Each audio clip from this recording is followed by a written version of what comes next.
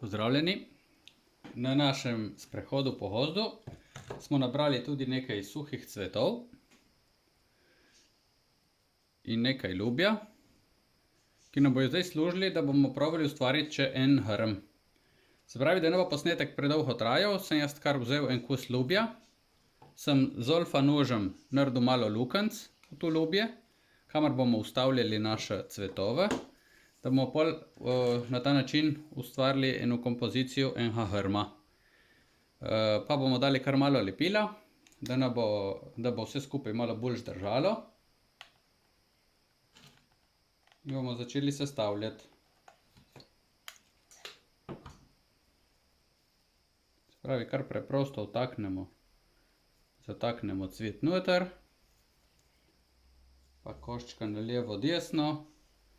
Dodajamo tako, ko se nam zdi najlepše. Glavnem, da ustvarimo eno celoto, da lahko izgleda tako kot en hrm. Če smo v naravi pozorni, so hrmi zelo raznoliki.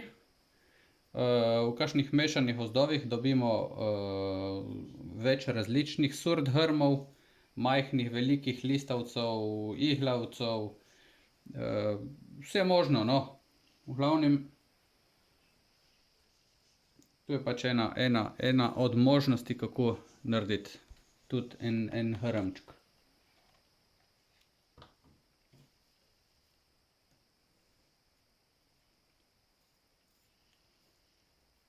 Se pravi, stvar nam mora toliko stati. Če nam kje manjka lepila, ga lahko še dodamo. Tu, kar zdaj spodaj je videti, mi imamo za osnovo tokrat lubje.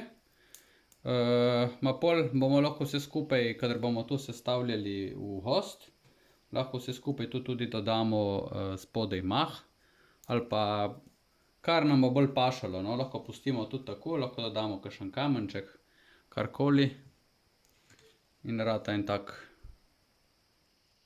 grmiček. Zdaj, vi, ko boste imeli doma malo več cajta, ga lahko oblikujete malo lepše. Tako, da paše skupaj, no. Tako.